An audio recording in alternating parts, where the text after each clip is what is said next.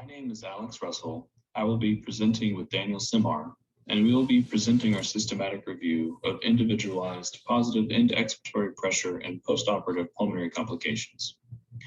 We would like to recognize Doctors Mandy Broussard, William Schreider, and Albert Swafford for their contributions to this work. Before we get started, I want to point out that we have provided links for abbreviations, terminology, and references included in this systematic review. Depending on your knowledge of the topic, these resources may enhance your understanding of the material presented here today. Without further ado, let's get started.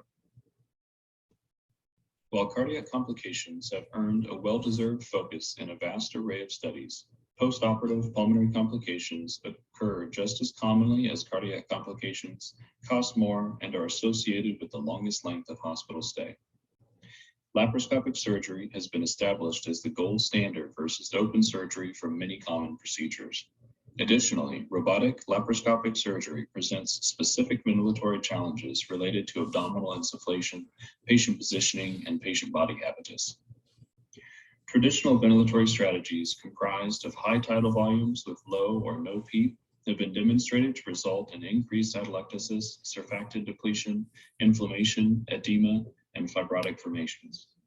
Individualized PEEP following recruitment maneuvers serves to maintain alveoli in the open state throughout the ventilatory cycle, thereby reducing atelectasis, cyclic recruitment, derecruitment, and accompanying inflammatory derangements.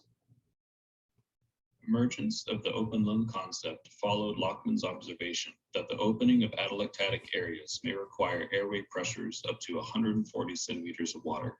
Conversely, keeping those areas open with PEEP and using driving pressures closer to 20 centimeters of water decreased the alveolar shear stress and inflammation, which he termed atelectrauma. The open lung approach utilizes recruitment maneuvers and appropriate levels of PEEP to achieve the desired tidal volume with lower driving pressure. The cornerstone for application of the open lung approach is the point of maximal pulmonary compliance.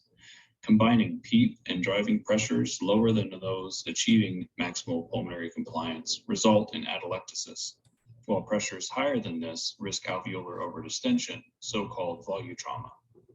Importantly, the lungs are structurally restricted to their total lung capacity by the maximal length of the contained collagen fibers.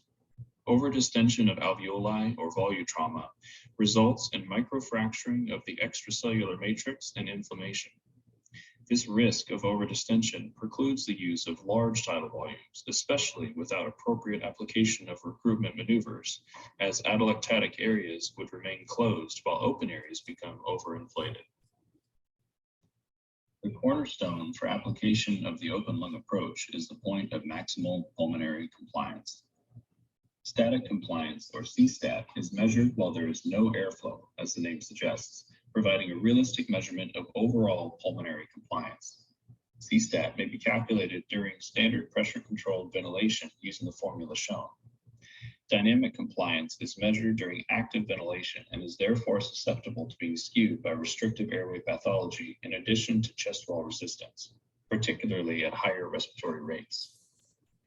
Surfactant is produced by the type 2 pneumocytes in alveoli and club cells and bronchioles, and it is secreted in response to multiple stimuli, including alveolar distension. Surfactant serves to reduce the surface tension of alveoli, thereby promoting preferential expansion of smaller alveoli.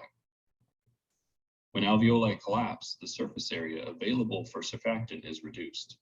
This promotes the escape of surfactant from the alveoli into the conducting airways. Upon re-expansion of these alveoli during inspiration, alveolar distension promotes secretion of stored surfactant by the type 2 pneumocytes. This cyclic recruitment-derecruitment promotes surfactant depletion. This physiologic derangement supports utilization of an open lung approach to ventilation. In short, open lung ventilation supports adequate patency of alveoli throughout the ventilatory cycle to reduce atelectrauma and surfactant depletion while preserving gas exchange.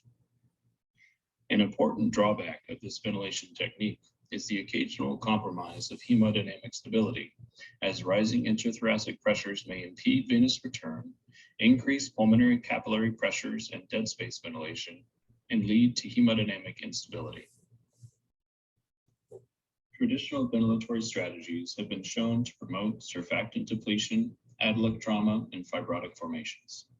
Current standard lung protective strategies result in excessive atelectasis, impaired gas exchange, and may contribute to postoperative pulmonary complications such as atelectasis, pleural effusion, and pulmonary infection. Individualized PEEP serves to maintain alveolar patency throughout the ventilatory cycle, thereby reducing atelectasis, maintaining safe driving pressures, and preserving gas exchange. The objective of this project was to review all randomized controlled trials that explore methods of identifying individualized PEEP for adult patients undergoing laparoscopic surgery. As seen in the PICO diagram, the following question was used to guide the literature search. Among surgical patients undergoing pneumoperitoneum, does the use of individualized PEEP decrease the incidence or severity of pulmonary complications compared to the standard of care?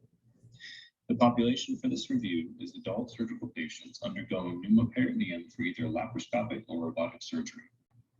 We considered any method of individualizing PEEP, such as incremental or decremental PEEP trials, esophageal balloon measurements, ultrasonography, and electrical impedance tomography, compared to a control population receiving the standard of care.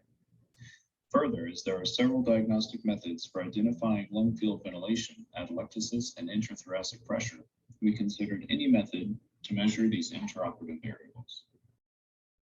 Comparison groups varied widely between trials. Patients received volume-controlled or pressure-controlled ventilation accompanied by PEEP settings ranging from 0 to 7 centimeters of water, with or without recruitment breaths, depending on the standard of care at each institution.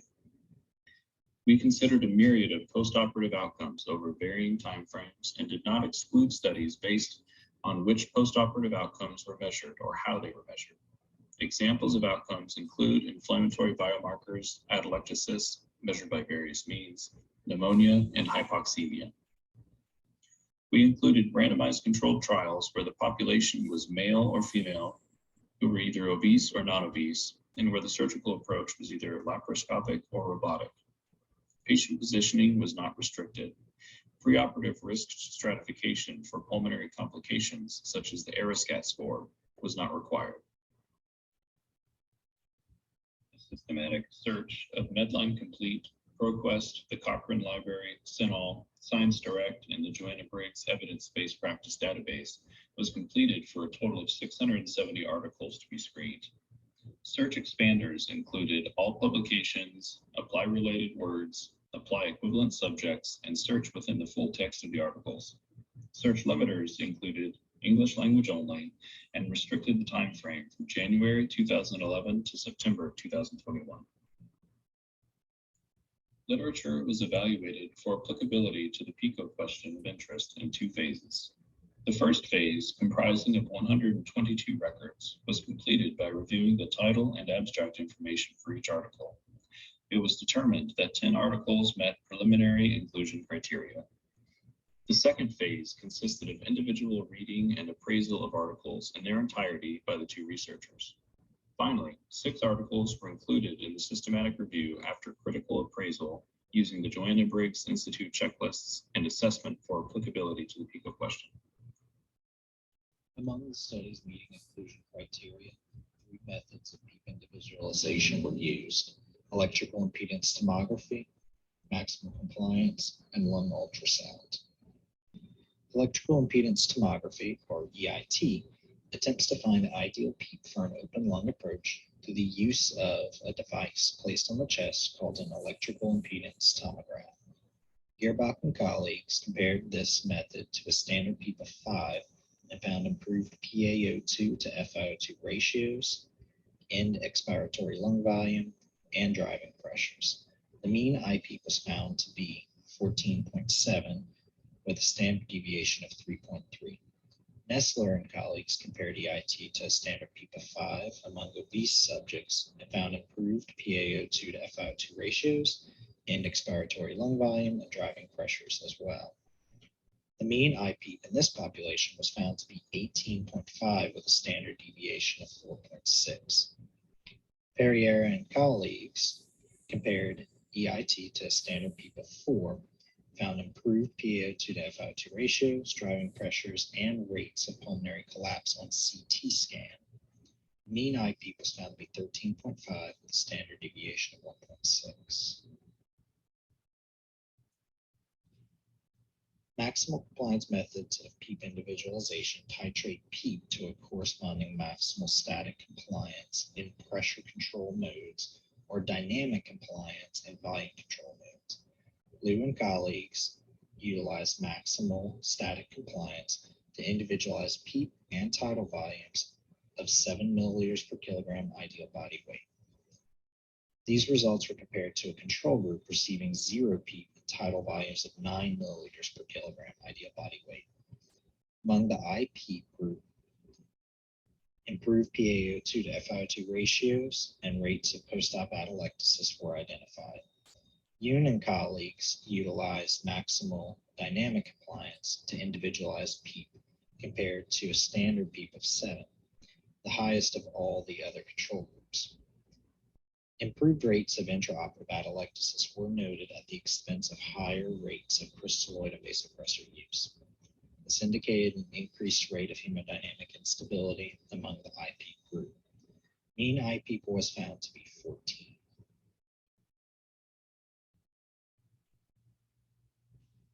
Lung ultrasound presents another possible option for PEEP individualization. Al-Shazli and colleagues compared lung ultrasound IPEEP to a standard PEEP of 4 and found improved PaO2 to FiO2 ratios, dynamic compliance, and rates of post-op hypoxia among obese subjects. Mean arterial pressures were noted to be lower in the IPEEP group, indicating hemodynamic instability. The authors also capped the maximum IPEEP at 10, potentially limiting the effects of individualized PEEP.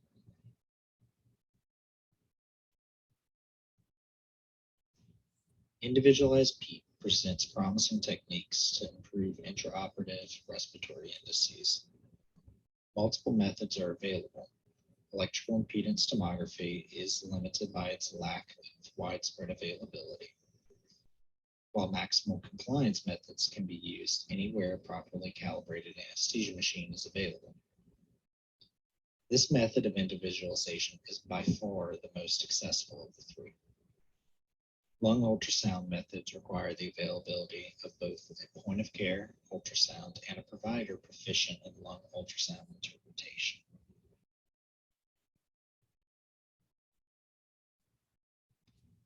This systematic review identified intraoperative benefits to the use of individualized PEEP, including improved PaO2 to FiO2 ratios, increased compliance, and reduced driving pressures. Among the included studies, the mean ideal PEEP was around 14 for adult subjects and 18 for adult obese subjects. These values were highly variable and should not be used as guidelines for routine PEEP settings. 2 studies found decreased rates of postoperative pulmonary atelectasis with IPEEP. 1 study found decreased rates of postoperative hypoxia with IPEEP. The primary impetus for this review was to determine whether postoperative pulmonary complications were impacted by individualization of PEEP. The body of evidence examined in this review does not consistently support an impact of individualized PEEP on postoperative pulmonary complications after the immediate postoperative period. Individualized PEEP should be used on a case-by-case basis. The available evidence clearly demonstrates the capacity of individualized PEEP to improve intraoperative pulmonary indices and oxygenation. However, hemodynamic instability may also result from these techniques. The provider should carefully consider the risk-benefit ratio before implementing individualized PEEP for a given patient.